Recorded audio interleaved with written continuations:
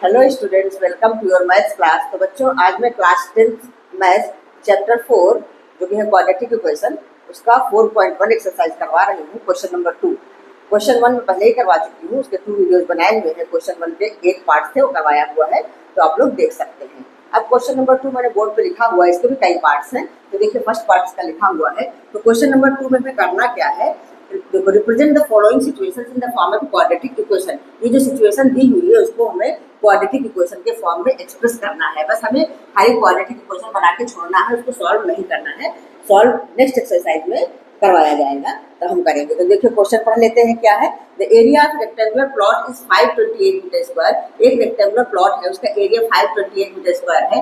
The length of the plot in metres is 1 more than twice its breadth। इसमें क्या बोला है, इसको ध्यान से पढ़ने की जरूरत है कि लेंथ ऑफ द प्लॉट, जो प्लॉट की लेंथ है वो क्या है, 1 more than twice its breadth। जो इसकी ब्रेथ है, मतलब चौड़ाई है, उसके दुगने से एक अधिक है। ये बताया है कि प्लॉट की लंबाई जो है उसकी चौड़ाई के दुगने से एक अधिक है। तो we need to find the length and breadth of the plot, मतलब हमें इक्वेशन बना के दिखाना है। तो चलिए मान लेते हैं, जब इस तरह का क्वेश्चन आता है तो हमें कुछ न कुछ मानना पड़ता है। तो ब्रेथ मान लेते हैं कि let breadth of the plot is X. हम क्यों ब्रेथ मान रहे हैं हम बताएंगे। देखो, सबसे पहले हम लिखेंगे कि let breadth of the plot, breadth of the plot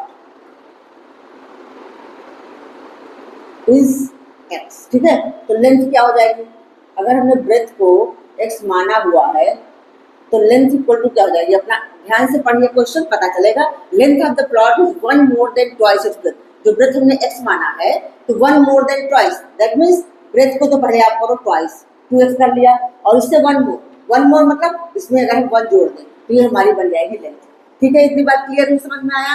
अब उसके बाद एरिया ऑफ रेक्टेंगुलर प्लॉट दिया हुआ है 528। तो हम जानते हैं एरिया क्या होता है, लेंथ मल्टीप्लाई करके तो एरिया होता है। तो बस according to the question ATQ ऐसे लिख दो, पूरा लिखो। अकॉर्डिंग टू द क्वेश्चन क्या हो जाएगा, लेंथ मल्टीप्लाई ब्रेथ, मतलब ये ब्रेथ मल्टीप्लाई लेंथ। तो x इंटू 2x प्लस 1, ये हो गया लेंथ, ये हो गया ब्रेथ, और ये हो गया लेंथ। ठीक है, तो breadth multiply length equal to क्या होता है, एरिया, जो कि हमारा गिवन है।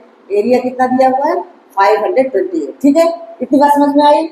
बस हम इसको सॉल्व कर लेते हैं। नेक्स्ट स्टेप हमारा मल्टीप्लाई करना है हमें। ये तो हमने क्वेश्चन नंबर 1 में बता रखा है कैसे कैसे करना। x को जब 2x से मल्टीप्लाई करेंगे तो ये क्या हो जाएगा, 2x स्क्वायर।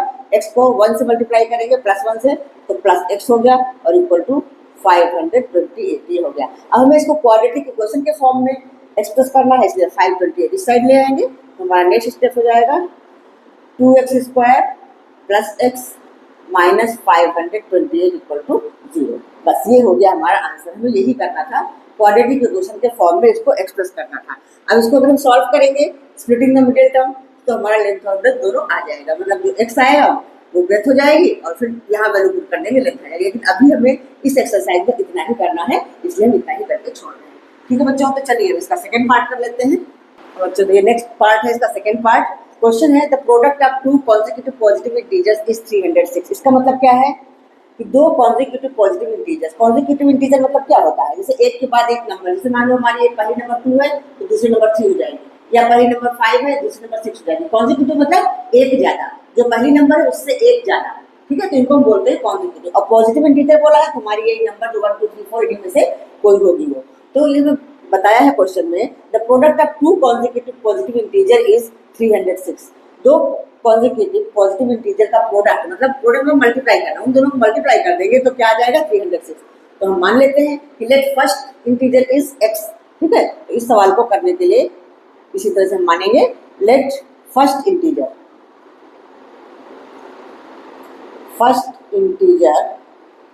इक्वल टू है x। ठीक है, तो सेकेंड इंटीजर कॉन्जिक्यूटिव है, इसलिए खाली 1 जोड़ देना है, सेकेंड इंटीजर बन जाएगा। सेकेंड इंटीजर इक्वल टू हो जाएगा x प्लस 1। ये बात समझ में आई आप लोगों को। देखो, जैसे हमारा पहला इंटीजर 2 है तो दूसरा इंटीजर 3 है, तो 3 कैसे हम ले सकते हैं, 2 + 1 करेंगे तब आएगा ना 3। तो बस वही चीज़ है इसमें, क्योंकि यहाँ तो हमारी ये नंबर है, गिनती है, इनको हम देख रहे हैं कि ये पहली है दूसरी है। तो जो कॉन्जिक्यूटिव ये वर्ड है, इसको आप लोग ध्यान समझ लो। कॉन्जिक्यूटिव का मतलब होता है कि जस्ट बाद वाले नंबर, जस्ट बाद वाले नंबर। तो हमने पहली इंटीजर x ले लिया है तो दूसरी इंटीजर x प्लस 1 हो जाएगी। ठीक है, अब इनका प्रोडक्ट क्या है, 306। तो अकॉर्डिंग टू द क्वेश्चन इनका प्रोडक्ट, प्रोडक्ट मतलब मल्टीप्लाई करना है, x plus one equal to है 306। बस अब इसको सॉल्व कर लेते हैं। एक्स को मल्टीप्लाई करवाते हैं, एक्स को एक्स से मल्टीप्लाई किया तो वह एक्स स्क्वायर, प्लस एक्स को वन से करेंगे तो आएगा x equal to 306। Next step हमारा हो जाएगा x square plus x minus 306 equal to 0। मतलब इसको इस साइड ले आए क्योंकि हमें ये क्वाड्रेटिक इक्वेशन बना के दिखाना है। ठीक है बच्चों, क्लियर हुआ, समझ में आया? तो बिल्कुल अच्छे से क्वेश्चन को पढ़ेंगे तो हमें सब समझ में आएगा कैसे कैसे करना है। क्वेश्चन को ध्यान से पढ़िए और समझिए। ये आप इक्वेशन बनाना सीख जाएंगे तो उसके बाद इसको सॉल्व करना सीख जाएंगे। अगले नेक्स्ट एक्सरसाइज में सॉल्व करना भी सिखाया हुआ है तो क्वेश्चन के आंसर निकल जाएंगे। जो मुझसे पूछा भी हमें खाली इक्वेशन बनाना सिखाया। तो सबसे पहली बात तो इक्वेशन बनाना सीखिए तभी तो क्वेश्चन पूरा कर पाएंगे। ठीक है, चलिए अगला थर्ड वाला भी कर लेते हैं। तो ये है थर्ड पार्ट, इसको देखिए समझते हैं क्या करना है। कह रहा Rohan mother is 26 years older than him. Rohan की माँ जो है 26 साल बड़ी है रोहन से। The product of their age is 3 years from now. अब उनकी एज का जो प्रोडक्ट है, लेकिन कब 3 ईयर्स फ्रॉम नाउ, अब से 3 साल बाद, विल बी 360। ये बताया है कि अब से 3 साल बाद उनकी एजेस का जो प्रोडक्ट होगा वो 360 होगा। We would like to find Rohan present age. हमें रोहन की प्रेजेंट एज निकालनी है। तो कैसे इसका हमें क्वेश्चन बनाना है? तो सबसे पहले हम मान लेते हैं कि let Rohan present age is x. ठीक है, तो हम ये लिखेंगे सबसे पहले let Rohan present age is x. Rohan present age equal to x. ठीक है, तो उसकी माँ क्या है 26 ईयर्स ओल्डर है, उससे 26 ईयर्स बड़ी है। तो मदर्स एज क्या हो जाएगी? रोहन मदर्स एज, या सिर्फ मदर्स लिखो, जो भी लिखो, mother's age, mother's present age. ठीक है, जो मदर्स एज, जो भी मदर्स प्रेजेंट एज लिख देते हैं, mother's present age equal to क्या हो जाएगी? 26 ज्यादा है तो एक्स में हम 26 जोड़ देंगे, एक्स प्लस 26 होगी। ये बात समझ में आई? जैसे आपका भाई आपसे 5 साल बड़ा है, आपको 15 साल है, तो भाई कितना होगा? 20 का होगा। कैसे पता चला? 15 प्लस 5 के तभी तो है 20। तो वही बात है कि रोहन की माँ उससे 26 ईयर्स ओल्डर है। तो जब रोहन की प्रेजेंट एज हमने एक्स लिया है तो मदर्स प्रेजेंट एज जाएगी एक्स प्लस 26। इतनी बात समझ में आई? उसके बाद क्या है? The product of there edges in years 3 years from now. तो अब 3 ईयर्स फ्रॉम नाउ, 3 साल बाद दोनों की एज बढ़ेगी, रोहन की भी बढ़ेगी और उसकी माँ की भी बढ़ेगी। तो अब वही हम लिखेंगे एजेस 3 ईयर्स फ्रॉम नाउ। ऐसे लिखेंगे 3 ईयर्स, आफ्टर 3 ईयर्स, जो भी लिखो, लैंग्वेज कैसे भी लिखो, बस समझ में आना चाहिए। After 3 years Rohan age, Rohan age क्या हो जाएगी? 3 साल के बाद x प्लस 3 हो जाएगी। भाई 3 साल बाद तो जुड़ेगा ही, 3 साल जुड़ जाएगा। इसी तरह से after 3 years Rohan mother's age, mother's age क्या हो जाएगी? अभी तो उसकी है प्रेजेंट एज जो है x प्लस 26 है, और 3 साल के बाद क्या हो जाएगी? x plus 26 plus 3। That means x plus 26 plus 3 जोड़ दो तो x प्लस 29। ये हो जाएगी 3 साल बाद माँ की एज, और ये है रोहन की एज।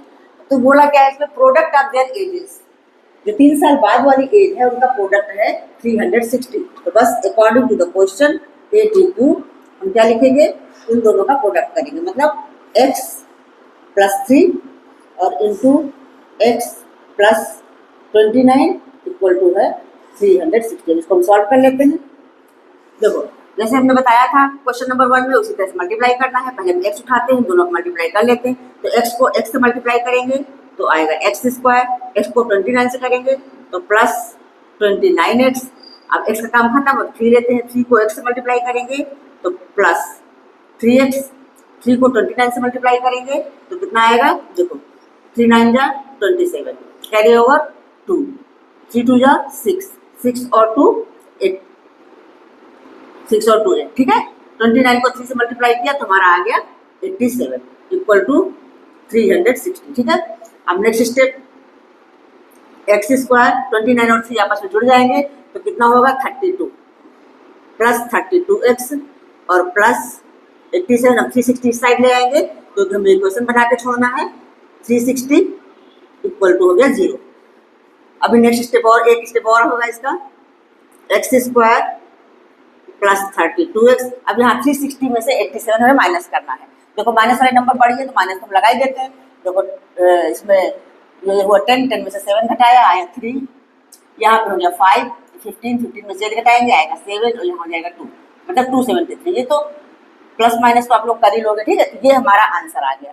बस इस तरह से हमें इक्वेशन बना के छोड़ना है, ठीक है बच्चों। क्लियर हुआ? तो चलें हम नेक्स्ट पार्ट जो कि लास्ट है, इसका 4 पार्ट है इसके, वो भी करवा देती हूँ।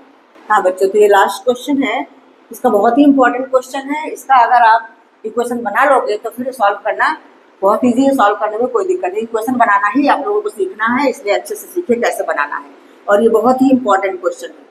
देखो क्वेश्चन है, train travels distance of 480 kilometre at a uniform speed. एक ट्रेन जो है 480 किलोमीटर की डिस्टेंस एक यूनिफॉर्म स्पीड से ट्रेवल करती है। अब बोला है कि if the speed had been 8 kilometre per hour less, अगर उसकी स्पीड 8 किलोमीटर पर आवर कम होती, then it would have taken 3 hours more to cover the same distance. तो ये 3 घंटे ज्यादा टाइम लेती उसी डिस्टेंस को कवर करने में। हम जानते हैं कि जब स्पीड कम होगी तो टाइम ज्यादा लगता है, तो we need to find the speed of the train. हमें स्पीड ऑफ द ट्रेन निकालनी है। तो बस सबसे पहले हम लिख लेते हैं, let speed of the train is x kilometre per hour, या speed of the train is u kilometre per hour, कुछ भी लिख सकते हैं। स्पीड है तो u और v भी मान सकते हैं, ठीक है। हम x लेके ही चल रहे हैं, तो हम यही लिखेंगे कि let the speed of the train, speed of the train equal to है x किलोमीटर पर, ठीक है। ये चीज समझ में आ गई। बस हमें speed of the train x kilometre per our मानना है।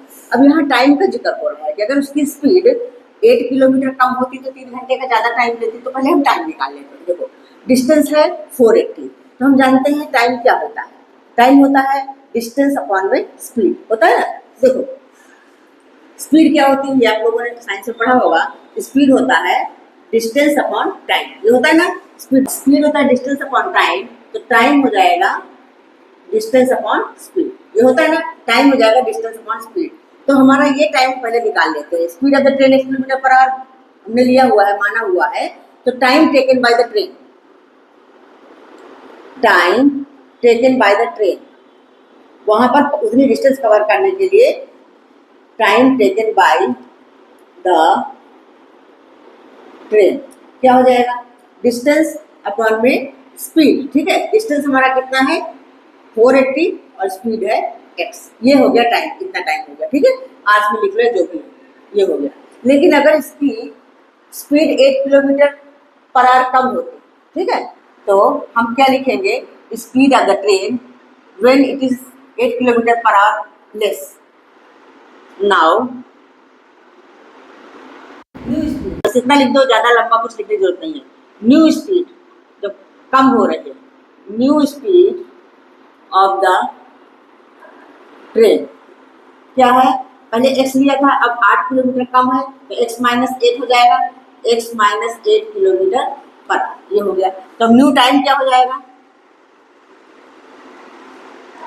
न्यू टाइम पे डिस्टेंस तो सेम है, डिस्टेंस में तो कोई फर्क नहीं पड़ा है, डिस्टेंस तो वो उतनी ही कवर करनी है, बस खाली हमारी स्पीड कम हो गई, ये न्यू टाइम हो गया इतना, ठीक है। तो अब क्या बोल रहा है कि जो टाइम अब लग रहा है 8 किलोमीटर कम होने को 3 घंटा ज्यादा है, तो मतलब ये वाला टाइम हमारा जो है ये 3 घंटा ज्यादा लेगा। तो इस टाइम में से इस टाइम को अगर हम माइनस करेंगे तो इक्वल टू आ जाएगा 3। तो बस अकॉर्डिंग टू द क्वेश्चन जो हमारे क्वेश्चन में बताया गया है हम ऐसा लिख लेंगे 480 अपॉन x माइनस 8, इसमें अगर हम ये वाला टाइम माइनस करेंगे, माइनस 480 अपॉन x, तो कितना है 3 घंटे का फर्क आ रहा है, 3 घंटा, ठीक है। समझ में आई ये बात। अब इसको हमें सॉल्व करना है, ठीक है। इसको सॉल्व करना है, थोड़ा सा जगह इधर ही बनानी होगी, इसको हम सॉल्व करते हैं। बस इसमें आपको एक क्वेश्चन बनाना सीखना है, ठीक है। जितना लिख पाओ, लैंग्वेज की कोई प्रॉब्लम नहीं, जैसे लिख पाते हो वैसे लिखो। तो हम इसको हम सॉल्व करेंगे। देखो इन दोनों का एलसीएम ले लेते हैं, मतलब x और x माइनस 8, एलसीएम ये हो गया। अब क्या होगा, x का मल्टीप्लाई यहाँ होगा और इस नंबर का मल्टीप्लाई यहाँ होगा, तो x को 480 से मल्टीप्लाई करेंगे तो क्या हो जाएगा 480x, और यहाँ पे इस नंबर का इधर करेंगे तो माइनस में है तो माइनस 480x, माइनस 480x। देखो माइनस 480 को x से मल्टीप्लाई किया तो माइनस 480x, अब माइनस 8 को माइनस 480 से मल्टीप्लाई करेंगे तो ये प्लस में आएगा, ठीक है। तो हम करते हैं 800, 8 8 जा 64, कैरी ओवर 6, 8 4 जा 32, 32 एंड 6 38, ठीक है, ये आ गया हमारा, ठीक से लिख दूँ 38, तो ये आ गया और इक्वल टू यहाँ पे है 3, ठीक है, समझ में आया। अब देखो 480x हमारा कैंसिल हो रहा है, दोनों एक प्लस एक माइनस से कैंसिल हो गया, तो अब नेक्स्ट स्टेप हम यहाँ ले जाते हैं। देखो थोड़ा जगह कम है लेकिन मैं कर लूँगी, ठीक।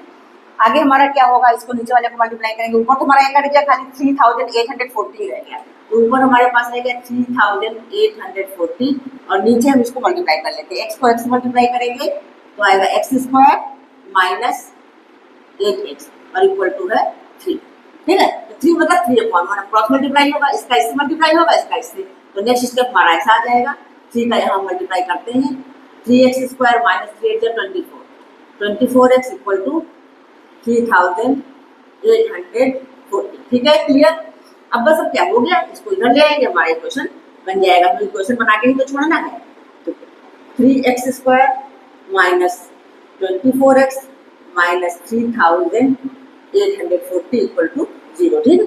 लेकिन अभी देखो ये नंबर हमारी जो बड़ी बड़ी दिख रही है 3 से सारा डिविजिबल है, तो पूरी नंबर को हम 3 से डिवाइड करके इसको स्मॉल करके छोटा करके लिखते हैं, 3 से पूरी नंबर डिविजिबल है, तो जब इस तरह से डिवाइड हो जाए तो हमें करना चाहिए, क्योंकि आगे जब फैक्टराइज करेंगे इसका आंसर निकालेंगे तो छोटा नंबर होगा तो इजी रहेगा। तो देखो 3 से पूरी नंबर डिविजिबल दिखाई दे रही है, तो ये हो गया x² माइनस 3 8 जा, ये हो गया 8x और माइनस ये हमारा हो जाएगा, देखो 3 1 3, यहाँ 3 2 6, 24 3 8 जा 24 0, ये हमारा आ गया आंसर, ठीक है बच्चों, क्लियर। हाँ बच्चों, तो आज मैंने 4.1 एक्सरसाइज कंप्लीट करवा दी है, तो वीडियो कैसा लगा, अगर समझ में आया हो, अच्छा लगा हो तो लाइक करिए, अपने फ्रेंड्स को शेयर करिए और सब्सक्राइब कर लीजिए।